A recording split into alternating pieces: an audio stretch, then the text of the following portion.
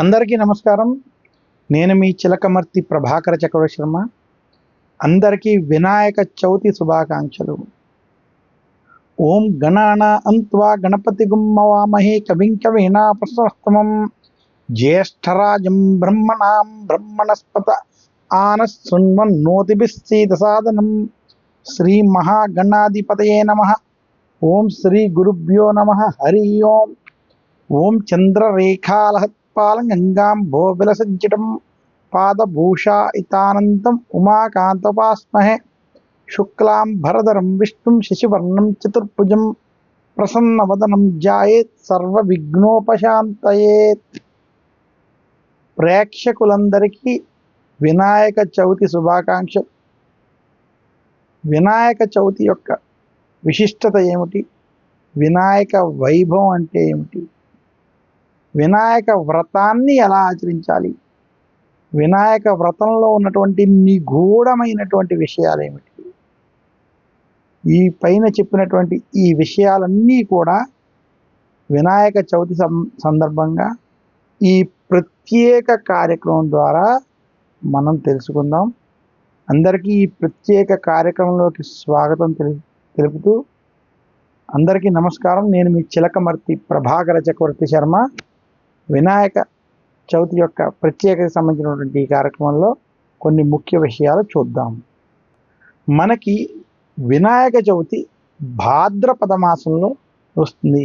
జ్యోతిష్ శాస్త్ర ప్రకారం ముఖ్యంగా చిలకమర్తి పంచాంగరీత్యా దృక్ సిద్ధాంత పంచాంగ గణితం ఆధారంగా భాద్రపద మాసం శుక్లపక్ష చవితి తిథి నాడు వినాయక చవితిగా, విఘ్నేశ్వరుడి యొక్క జననం జరిగినటువంటి రోజుగా మన యొక్క జ్యోతిష్ శాస్త్రంలో చెప్పబడింది. ముఖ్యంగా వినాయక చవితికి సంబంధించినటువంటి విషయానికి వస్తే భాద్రపద మాసం చాలా ప్రత్యేకమైన విశేషమైనటువంటి మాసం.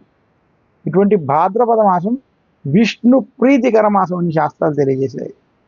భాద్రపద మాసంలో శుక్లపక్షాలన్నీ దేవతా అర్చనలకి, కృష్ణపక్షాలన్నీ పితృదేవతలకు సంబంధించినటువంటి మాసముగా దీనికి చాలా ప్రత్యేకత ఉంది. మిగిలిన మాసాలతో పోల్చుకుంటే భాద్రపద మాసం ఈ పితృదేవతలు, దేవతల యొక్క రెండు ఆరాధనలు మనకి ఈ మాసంలోనే కనపడతాయి. మిగతా మాసంలో ఇటువంటి ప్రక్రియ కనపడదు. అటువంటి భాద్రపద మాసంలో మనకి భాద్రపద మాసంలోనే వరాహ అవతారం, భాద్రపద మాసంలోనే వామన అవతారం, భాద్రపద మాసంలోనే అనంత పద్మనాభ వ్రతం వంటి వ్రతాలు ఈ మాసంలో చూడొచ్చు. అందుకని ఇది విష్ణు ప్రీతికరమైన మాసం. ఇట్టి భాద్రపద మాసంలో శుక్లపక్ష చవితి నాడు విఘ్నేశ్వరుని పూజించడం, ఆ రోజు నుంచి 9 రోజులు గణేశ నవరాత్రులు చేయడం, కొన్ని ప్రాంతాల్లో 11 రోజులు, కొన్ని ప్రాంతాల్లో 21 రోజులు కూడా ఈ వ్రతాన్ని ఆచరించడం విశేషం. అటువంటి వినాయక చవితి రోజు నుంచి విఘ్నేశ్వరుని పూజించి ఆరాధించినటువంటి వారికి ఎటువంటి దోషాలు ఉండదు. విఘ్నేశ్వరుడు అంటే, వినాయకుడు అంటేనే మనకి విఘ్నాలను తొలగించేటువంటి వాడు, గణాధ్యక్షుడు, గణనాయకుడు విఘ్నేశ్వరుడు. మనకి జ్యోతిష్ శాస్త్ర ప్రకారం ఎటువంటి శుభ కార్యాలను ఆచరించాలన్నా షోడశ కర్మలు అంటే జాతకర్మ, నామకరణ, పుంసవనం, శ్రీమంతం, గర్భాధానం, వివాహం, ఉపనయనం అంటే ఏ షోడశ కర్మలకు సంబంధించిన ఏ కార్యక్రమాన్ని చేయాలన్నా, శుభకార్యాల్లో గృహారంభం, గృహప్రవేశం వంటి ఏ కార్యక్రమం ఆచరించుకోవాలన్నా, సత్యనారాయణ స్వామి వ్రతం, వెంకటేశ్వర స్వామి వ్రతం, ఏ వ్రతాలని ఆచరించాలన్నా విఘ్నేశ్వరుని పూజించకుండా మనం ఆ వ్రతం ఆచరించకూడదు. అసలు వినాయకుడి పూజ ఏంటి, వినాయకుడి యొక్క విశిష్టత ఏమిటి, వినాయక వైభవం అంటే ఏంటి, ఇవన్నీ కూడా వినాయక వ్రతంలో స్పష్టంగా చెప్తారు. విఘ్నేశ్వరుణ్ణి అసలు ఎవరు పూజించాలి అంటే, ఏ వ్యక్తికైతే నాకు విద్య కావాలి, జ్ఞానము కావాలి, వైరాగ్యముతో కూడుకున్నటువంటి జ్ఞానము, మోక్షముతో కూడుకున్నటువంటి జ్ఞానం కావాలన్నా విఘ్నేశ్వరుణ్ణి పూజించాలి. అలాగే ఏ వ్యక్తి అయితే నాకు పనులలో ఆటంకం ఉండకూడదు, నాకు వివాహము కావాలి, అలాగే భార్యాభర్తలు అన్యోన్యంగా ఉండాలి, సంతానము కావాలి అనుకునేటువంటి వారు, నేను వ్యాపారం ప్రారంభించాలి, వ్యాపారంలో ఉన్నత శిఖరాలకు వెళ్ళాలనుకునేటువంటి వారు, ఇటువంటి వారందరూ విఘ్నేశ్వరుడిని పూజించాలని శాస్త్రం చెప్పింది. వినాయక చవితి రోజు విఘ్నేశ్వరుడిని పూజించే రోజు మనం ఇటువంటి నియమాలు ఖచ్చితంగా పాటించాలి. వినాయక వ్రతం ఆచరించే రోజు సూర్యోదయానికి పూర్వమే లేవడం లేదా ప్రాతకాల సమయంలో త్వరగా నిద్ర లేవాలి. ఈరోజు ఇంటిని శుభ్రంగా ఉంచుకోవాలి. ముఖ్యంగా ఇంటి బయట చాలా అందంగా ఉండాలి. ఇంటి బయట అంతా కూడా మామిడి తోరణాలు కట్టుకోవడం, ఇంటి గుమ్మాలకి ఈరోజు ఖచ్చితంగా పసుపు రాసి కుంకుమ బొట్లు పెట్టాలి. ఏ ఇంటికైనా గుమ్మానికి పసుపు రాయలేనటువంటి స్థితి ఉంటే కనీసం ఇంటి గుమ్మానికి ఓంకారం, స్వస్తిక్ వంటివి వేసి పసుపుతో కొంచెం బొట్లు వంటివి పెట్టడం చేత శుభ ఫలితాలు ఉంటాయి.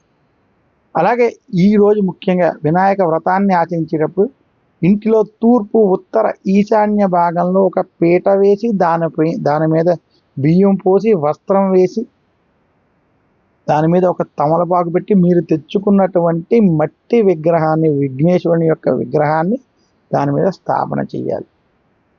దానిపైన ఒక పాల వెల్లి కట్టి ఆ భాద్రపద మాసంలో దొరికేటువంటి రకరకాల పళ్ళు, పూలతోటి ఆ పాల వెల్లిని అలంకరించాలి. అలాగే ఈ రకంగా విఘ్నేశ్వరుణ్ణి మీరు స్థాపన చేసి విఘ్నేశ్వరుడి వద్ద పిల్లలు చదువుకునేటువంటి పుస్తకాలు, రామాయణం, మహాభారతం, పంచాంగం లేదా ఏదైనా ముఖ్య గ్రంథాలను పెట్టుకోవడం, వ్యాపారస్తులైతే వ్యాపారానికి సంబంధించినటువంటి పుస్తకాలని పెట్టుకుని ఓంకారం వంటివి రాయాలి. ఈరోజు ప్రతి ఒక్కరూ కొత్త బట్టలను ధరించాలి. ముఖ్యంగా ఈరోజు పిల్లల దగ్గర నుంచి అందరూ కూడా కొత్త బట్టలు ధరించాలి. అలాగే ఈరోజు విశేషంగా మధ్యాహ్న సమయానికి దగ్గరగా ఉన్నటువంటి సమయంలో వినాయక వ్రతాన్ని ఆచరించాలి. విఘ్నేశ్వరుడు అభిజిత్తుకి దగ్గరగా ఆయన జననం జరిగిన చెప్పడం చేత ఉదయం 9:30, 10 గంటల ప్రాంతం నుండి 1 గంట మధ్యలో ఈ వ్రతం అయ్యేటట్టు చూడాలి. వినాయక వ్రతాన్ని ఆచరించేటప్పుడు మడిగా, శుచిగా విఘ్నేశ్వరుడి ప్రసాదాలంటే కుడుములు, ఉండ్రాళ్ళు, కజ్జికాయలు ఏవైతే ఉన్నాయో అవి విఘ్నేశ్వరుడికి ప్రసాదంగా చేయడం. అలాగే ఆ రోజు పులిహోర, గారెలు, బొబ్బట్లు ఇటువంటివి ఏవైనా మీరు కనుక ప్రత్యేకంగా మీరు పలహారాలు చేసినట్లే అవన్నీ కూడా ఇంటిలో అన్నం, కూరలు వండినా కూడా అవన్నీ కూడా విఘ్నేశ్వరుడికి నివేదన చేసి నైవేద్యం పెట్టి స్వీకరించాలి. ఈరోజు ఇంటికి వచ్చిన ప్రతి ఒక్కరికి వినాయక వ్రతానికి సంబంధించినటువంటి ప్రసాదాన్ని వారికి పెట్టాలి. ఈ రకంగా విఘ్నేశ్వరుని వ్రతంలో కొన్ని నియమాలు పాటించాలి. ఇంకా వినాయక వ్రతాన్ని ఆచరించేటప్పుడు ముందు పసుపు గణపతిని పూజించమని శాస్త్రం. చాలామంది వినాయక వ్రతాన్ని ముందుగా చేసేస్తూ ఉంటారు. కానీ పసుపు విఘ్నేశ్వరుడిని పూజించాకే, పసుపు గణపతిని పూజించాకే అప్పుడు మనం మట్టి విఘ్నేశ్వరుడిని పూజించాలి. నెక్స్ట్ ఇదే కాకుండా వినాయక వ్రతంలో చాలా ముఖ్యమైనది ఏకవింశతి పత్ర పూజ. పసుపు విఘ్నేశ్వరుడిని పూజించిన తర్వాత మట్టి విఘ్నేశ్వరుడిని షోడశోపచారాలతో ఆవాహయామి, ఆసనం సమర్పయామి, ధూపం సమర్పయామి, దీపం దర్శయామి, ఇవన్నీ మనం చేసిన తర్వాత ఆ యొక్క మట్టి విఘ్నేశ్వరుడికి మనకి ఏకవింశతి పత్రాలు, అందులో గరిక వంటి ఉండాలి. ముఖ్యంగా మాచీపత్రం పూజయామి, బృహతీపత్రం పూజయామి, దత్తూర పత్రం పూజయామి, అర్క్యపత్రం పూజయామి అని 21 రకాల పత్రులతో పూజించడం ఈ వినాయక వ్రతంలో ఉన్నటువంటి విశేషం. ఈ 21 రకాల పత్రాలకి ఒక్కొక్క పత్రముకు ఒక్కొక్క ఔషధ గుణం ఉందని శాస్త్రం. ఇందులో కూడా నిగూఢమైన కొన్ని విషయాలు ఉన్నాయి.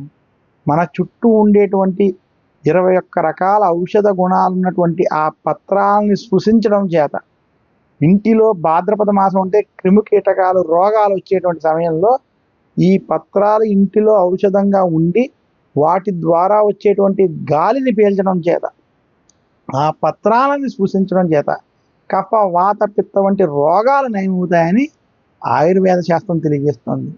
ఆయుర్వేద గుణాలున్నటువంటి అటువంటి 21 రకాల పత్రులతో పూజించాలి. ఏ కోశానైనా ఈ ఆధునిక సమాజ పరిస్థితిలో 21 రకాల పత్రాలు మీకు దొరకని పక్షంలో మీకు దగ్గరలో లభించినటువంటి పత్రితో పాటు మీ ఇంటి చుట్టుపక్కల ఉన్నటువంటి అశ్వత్థ వృక్షాలు కావచ్చు, తులసి మొక్కలు కావచ్చు, గరిక సంబంధించినటువంటి మొక్కలు కావచ్చు, అలా ఔషధ గుణాలు ఉన్నటువంటి కొన్ని మొక్కలకు సంబంధించినటువంటి ఆకులను మీరు వాడుతూ విఘ్నేశ్వరుని పూజించాలి. వినాయక వ్రతంలోనే ప్రత్యేకంగా తులసి దళాలతో పూజ ఉంటుంది, మిగతా వాటిలో ఉండవు. అందుకనే వినాయక వ్రతం చాలా ప్రత్యేకమైనది, విశేషమైనటువంటి వ్రతంగా మన యొక్క పెద్దలు మనకి తెలియజేశారు. ఈ రకంగా ఎవరైతే వినాయక వ్రతాన్ని ఆచరిస్తారో అటువంటి వారికి విఘ్నేశ్వరుని యొక్క అనుగ్రహం కలుగుతుంది అని తెలియజేస్తున్నాను. ఇక వినాయక చవితి రోజు వినాయక వ్రతాన్ని మనం ఆచరించేటప్పుడు వినాయక వ్రతంలో చాలా ముఖ్యమైనటువంటి మరొక విశేషం, విఘ్నేశ్వరుడి వ్రతాన్ని మొత్తం మనం పూజించిన తర్వాత, ఈ పత్ర పూజ అంతా అయిన తర్వాత వినాయక వ్రతంలో చాలా ముఖ్యమైన అంశం వినాయక వ్రత కథ. విఘ్నేశ్వరుడికి సంబంధించినటువంటి 5 ముఖ్యమైనటువంటి వ్రత కథలు చెప్పుకోవడం వినాయక చవితిలో చాలా ముఖ్యమైన విషయం. అందులో గజాసురుడికి సంబంధించినటువంటి కథతోటి, గజాసురుడు అనేటువంటి రాక్షసుడు ఉండడం, శివుడి కోసం ఘోర తపస్సు చేసి శివుణ్ణి మెప్పించి ఆయన సాక్షాత్కారం పొందిన తర్వాత ఆ గజాసురుడు మీరు నా ఉదరంలో ఉండాలనేటువంటి కోరికతో కైలాసంలో ఉన్నటువంటి శివుడు తన యొక్క ఉదరంలో ఉండేటట్టుగా ఉంచుకుని తీసుకెళ్లడం. అప్పుడు శివుడు కైలాసంలో లేడని పార్వతీదేవి బాధపడి బ్రహ్మ విష్ణువులను ప్రాధేయపడ్డం. అప్పుడు వారు నందిని గంగిరెద్దిగా చేసి ఆడిస్తూ ఆ గజాసురుడు ఉన్న ప్రాంతానికి వెళ్ళి గజాసురుడిని ఆనందింపజేసిగా మీకు ఏం వరం కావాలో కోరుకోమనగా ఈ నంది స్వయంగా శివుడు ముందుండేటువంటి నంది, ఈ నందికి పరమశివుడే కావాలి అనేటువంటి వరం అడగగా తనకి చావు వచ్చిందని తెలుసుకుని ఆ యొక్క గజాసురుడు తన కడుపు ఉదరంలో ఉన్నటువంటి శివుడిని బయటికి వదలడం. అప్పుడు తన గజాసురుడు చనిపోయేటువంటి క్షణంలో నీకు ఏ వరం కావాలని కోరుకోగా నా యొక్క చర్మాన్ని మీరు ధరించాలి, నా యొక్క ముఖం ఏదైతే గజముఖం ఉన్నదో ఇది లోకంలో పూజింపబడాలనేటువంటి వరాలు కోరగా శివుడు తదాస్తు అని చెప్పి ఆ యొక్క గజముఖాన్ని తీసుకుని కైలాసానికి వెళ్ళడం. ఇది మొట్టమొదటి కథ. ఇక రెండో కథ, మన గజాసురుడిని శిరస్సు తీసుకుని శివుడు కైలాసానికి వెళ్తూ ఉండగా శివుడు వస్తున్నాడనేటువంటి ఆనందంతో పార్వతీదేవి తైలాభ్యంగనం స్నానం చేద్దామని చేస్తూ తన అభ్యంగ స్నానం చేసేటువంటి సమయంలో ఒక బాలుడిని చేసి ఆ బాలుడికి ప్రాణం పోసి తన యొక్క కొడుకుగా భావించి ప్రాణం పోసి ఎవరు రాకుండా అడ్డుగా చూసి ఎవరు ప్రవేశించకుండా చూడమని చెప్పడం. తన స్నానం ఆచరించే సమయంలో శివుడు అక్కడికి రావడం, ఆ బాలుడు ఎంత చెప్పినా వినకుండా అడ్డు పడడం, ఆ మధ్య వారిద్దరి మధ్య వాగ్వాదం పెరిగి యుద్ధానికి దారితీయడం. ఇప్పుడు శివుడు తన త్రిశూలంతో ఆ బాలుడి యొక్క శిరస్సును ఖండించడం. తర్వాత పార్వతీ మాత వద్దకు వెళ్ళి కలిసి మాట్లాడుతూ ఉండగా ఆ బాలుడికి సంబంధించినటువంటి విషయం రావడం, మన కుమారుడే అని పార్వతీదేవి చెప్పి చింతించడం జరిగింది. అప్పుడు శివుడు తన వద్ద ఉన్నటువంటి శిరస్సుని ఆ బాలుడికి తగిలించి తనకి ప్రాణం పోసి అలా విఘ్నేశ్వరుడికి గజముఖం రావడం అనేటువంటిది వినాయక చవితి రోజు జరిగింది. కాబట్టి ఈ రోజు నుంచి వినాయక చవితి వ్రతాన్ని ఆచరించడం అనేది మనకి ప్రారంభమైనట్టుగా ఈ రెండో కథ ద్వారా తెలుస్తుంది. ఇదే కాకుండా వినాయక వ్రతానికి సంబంధించినటువంటి మూడో కథలో ఒకసారి వినాయక చవితి రోజు భక్తులందరూ ఇచ్చినటువంటి ప్రసాదాలని ఆరగించి నడవలేక ఇబ్బంది పడుతూ తన తల్లిదండ్రులైనటువంటి శివపార్వతులకి సాష్టాంగ నమస్కారం చేయడం కోసం ప్రయత్నం చేస్తూ ఉండగా చేయలేకపోవడం, అది చూసినటువంటి శివుడి నెత్తి మీద ఉన్నటువంటి చంద్రుడు వికటముతో నవ్వగా వినాయకుడి యొక్క పొట్ట బద్దలై ఆయన యొక్క ప్రాణం పోయేటువంటి స్థితి కలగడం, అది చూసి కోపోద్రాలైనటువంటి పార్వతీదేవి నీవు చూడడం వల్లే నా యొక్క కుమారుడికి ఇట్టి అవస్థత వచ్చింది, కాబట్టి ఈ రోజు నిన్ను చూసినటువంటి వాళ్ళకి నీలాప నిందలు కలుగుతాయన్నాం. ఆ శాప ప్రభావం చేత ఋషిపత్తులందరికీ కూడా నీలాప నిందలు వచ్చి అగ్నిదేవుడు ఆహ్వానించినట్టుగా కనపడడం, ఇది ఈ యొక్క కథలో మనం చూడడం. అప్పుడు ఋషులు మొత్తం బ్రహ్మాది దేవతలు వెళ్ళి లోకాలంతా తరలిల్లుతున్నాయి, నీ యొక్క శాపాన్ని ఇది చేయమనగా నా కుమారుడు తిరిగి జన్మించినట్లయితేనే నేను దాని గురించి ఆలోచిస్తానని చెప్పగా వారంతా కలిపి వినాయకుడికి తిరిగి ప్రాణం వచ్చేటట్టుగా చేయడం. అప్పుడు పార్వతీదేవి ఈ యొక్క శాపాన్ని తొలగించి కేవలం వినాయక చవితి రోజు కనుక ఎవరైనా చంద్రుడిని చూసినట్టే వారికి ఇలాంటి నిందలు కలుగుతాయని చెప్పడం. అలా లోకంలో వినాయక చవితి రోజు ఆ యొక్క చంద్రుడిని చూడకుండా ఉండేటువంటి స్థితి ఏర్పడడం జరిగింది. ఈ యొక్క కథ మనకి మరొక కథగా వినాయక వ్రతంలో ఈ కథను కూడా చెప్తారు. ఇంకా అతి ముఖ్యమైన కథ వినాయక వ్రతంలో ప్రతి ఒక్కరూ తెలుసుకోవాల్సింది శమంతకమణికి సంబంధించినటువంటి కథ. ఒకానొక సమయంలో శ్రీకృష్ణుడు వినాయక చవితి అని తెలిసి చవితి రోజు చంద్రుడిని చూడకూడదని పాలని పితుకుతూ ఉండగా ఆ పాలలో చంద్రబింబాన్ని చూడడం. అదే సమయంలో సత్రాజిత్తు రాజు వద్దకు వెళ్ళి అతని వద్ద ఉన్నటువంటి శమంతకమణిని లోక కళ్యాణం కోసం ప్రజలకు ఉపయోగపడడం కోసం ఇమ్మని అడగగా ఆయన నేను ఇది ఎవరికి ఇవ్వను, నేను ఎందుకు ఇవ్వాలి, ఇది నా యొక్క స్వార్జితం అని చెప్పడం. అప్పుడు సరే అని శ్రీకృష్ణుడు వెళ్ళడం. సత్రాజిత్తుడు ఆ మణిని తన యొక్క సోదరుడికి ఇవ్వగా సోదరుడు ఆ మణిని తీసుకుని అడవిలోకి వెళ్తున్నప్పుడు ఒక సింహం అతన్ని సంహరించి ఆ యొక్క మణిని తీసుకుని అడవిలోకి వెళ్ళడం. ఆ సింహం వద్ద మణిని చూసినటువంటి ఒక బల్లూకం అయినటువంటి జాంబవంతుడు ఆ సింహాన్ని చంపి ఆ యొక్క మణిని తీసుకుని తన కూతురు అయినటువంటి జాంబవతి దగ్గర ఒక గుహలో ఆ యొక్క మణిని పెట్టడం. ఈ యొక్క మణిని కృష్ణుడే దొంగలించాడని సత్రాజిత్ అందరికీ చెప్పడం. కృష్ణుడి మీద చంద్రుడి ప్రభావం చేత నీలాపనిందం రావడంతో కృష్ణుడికి విషయం అర్థమయ్యి ఆయన సత్రాజిత్తు వెళ్ళినటువంటి మార్గంలో అడవిలోకి వెళ్ళడం. అక్కడ సింహాన్ని ఆ కొంత దూరం వెళ్ళి బల్లూక అడుగు జాడల ద్వారా ఆ గుహకు చేరుకుని అక్కడ ఉన్నటువంటి జాంబవంతుడిని కనుక్కుని జాంబవంతుడితో యుద్ధం చేసి కొన్ని రోజులు ఆ యుద్ధంలో జాంబవంతుడి మీద యుద్ధంలో నగ్గి ఆ యొక్క శమంతకమణిని జాంబవతిని కూడా పొందడం. ఆ యొక్క మణిని తీసుకొచ్చి సత్రాజిత్తుడికి ఇచ్చి జరిగిన విషయాన్ని చెప్పడం. అప్పుడు ఈ ఈ కృష్ణుడు నాకే ఇటువంటి నీనాపనిందలు తప్పలేదు కాబట్టి వినాయక చవితి రోజు ఎవరైతే భక్తి శ్రద్ధలతో వినాయకుడిని పూజించి ఈ వ్రత కథ మొత్తం చెప్పుకుని ఈ శమంతకమణికి సంబంధించినటువంటి కథని చెప్పుకొని ఆ కథ అక్షంతలు నెత్తి మీద వేసుకుంటారు అటువంటి వారికి ఎలాంటి నీలాపనిందలు ఉండవని విఘ్నేశ్వరుడి యొక్క అనుగ్రహం కలుగుతుందని ఆ యొక్క శాపాన్ని మార్చడం. ఈ రకంగా వినాయక వ్రతంలో ఈ వ్రత కథలన్నీ కూడా తెలుసుకోవాల్సినటువంటి ముఖ్యమైన విషయాలని తెలియజేస్తూ అందరూ కూడా వినాయక వ్రతం రోజు ఈ కథలను ఖచ్చితంగా తెలుసుకుని ఆ అక్షంతలను జల్లుకోవాలని సూచిస్తున్నాను. ఇంకా వినాయక చవితికి సంబంధించినటువంటి ప్రత్యేక కార్యక్రమంలో భాగంగా మనం వినాయక వైభవం, విఘ్నేశ్వరుడి యొక్క మహిమ, వినాయక వ్రతం ఎలా ఆచరించాలి, అలాగే వినాయక వ్రతంలో ఉన్నటువంటి నిగూఢ విషయాలు, అలాగే వినాయక వ్రత కథకి సంబంధించినటువంటి విషయాలు చూసాం. ఇంకా విఘ్నేశ్వరుని యొక్క వ్రతం ఆచరించిన తర్వాత వినాయక నిమజ్జనం గురించి కూడా కొన్ని విషయాలు తెలుసుకుందాం. విఘ్నేశ్వరుని గనక మనం నిమజ్జనము చేసేటప్పుడు చాలా జాగ్రత్తగా భక్తి శ్రద్ధలతో ఈ కార్యక్రమాన్ని ఆచరించాలి. వినాయక వ్రతాన్ని 1, 3, 5, 7, 9, 11, 21 ఈ రోజుల్లోనే గణేశుడిని నిమజ్జనం చేయాలి.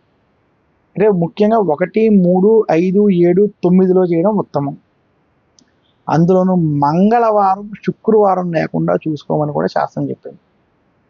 అలాగే విఘ్నేశ్వరుని ఈ సమయాల్లో నిమజ్జనము చేసేటప్పుడు విఘ్నేశ్వరుని విగ్రహాన్ని తీసుకెళ్ళేటప్పుడు మట్టి విగ్రహాన్ని నిమజ్జనం చేయాలి. తటాకాలలో, నదీ పరివాహక ప్రాంతాల్లో లేదా సముద్రంలో, సముద్ర ప్రాంతాలు నదులు లేనటువంటి వారు, తటాకాలు వంటివి లేనటువంటి వారు ఇంటిలో కొత్త కుండలో కానీ బిందెలో కానీ ఒక బకెట్లో కానీ స్వచ్ఛమైన నీళ్లను పోసి ఆ యొక్క విఘ్నేశ్వరుని నిమజ్జనం చేసి ఆ నీటిని మొక్కలకి పోయడంతో కూడా ఈ నిమజ్జన ప్రక్రియను కొన్ని ప్రాంతాల్లో ఆచరిస్తారు. ఈ రకంగా వినాయకుడిని నిమజ్జనం చేయాలి. విఘ్నేశ్వరుని నిమజ్జనం చేసేటప్పుడు భక్తితో చేయాలి. కాళ్ళకి చెప్పులు కూడా ఉండకూడదు. ఎటువంటి సౌండ్లకి వాటికి దూరంగా ఉండాలి. ఆట పాటలు లాంటివి ఇతరులను ఇబ్బంది పెట్టకుండా ఆ యొక్క నిమజ్జనం ఉండాలి. భక్తి శ్రద్ధలతో చేయాలి. విఘ్నేశ్వరుని యొక్క నామస్మరణతో చేయాలి. ఈరోజు ఆవాసం చేయాలి. విఘ్నేశ్వరుడికి దగ్గరగా ఆవాసం చేయాలి. ఏది పడితే అది తినడం, ఏది పడితే అది తాగి నిమజ్జన ప్రక్రియ వంటివి చెయ్యకూడదు. పుణ్యాన్ని సంపాదించుకోవడానికి, మోక్షాన్ని సంపాదించుకోవడానికి విఘ్నేశ్వరుని భక్తితో పూజించాలి తప్ప, భక్తితో నిమజ్జనం చేయాలి తప్ప, మీరు ఏది పడితే, ఏ ద్రవాన్ని పడితే ఆ ద్రవాన్ని తాగేయడం, ఏది పడితే అది తినేస్తూ ఆచరించేటువంటి విషయం కాదని ఒక్కసారి ప్రేక్షకులకు సూచిస్తూ, విఘ్నేశ్వరుని నిమజ్జనాన్ని భక్తి శ్రద్ధలతో ఆచరించాలి. అలాగే విఘ్నేశ్వరుని నిమజ్జనం చేసేటప్పుడు చాలా జాగ్రత్తగా ఆ రోజు ఆహార నియమాలన్నీ పాటించాలి. మీరు ఏమీ స్వీకరించకూడదు. ఒకవేళ ఏదైనా మీకు ఆరోగ్యపరంగా ఇబ్బందికరంగా ఉంటే విఘ్నేశ్వరుడికి సమర్పించిన ప్రసాదాన్ని నివేదనగా తీసుకోవచ్చు.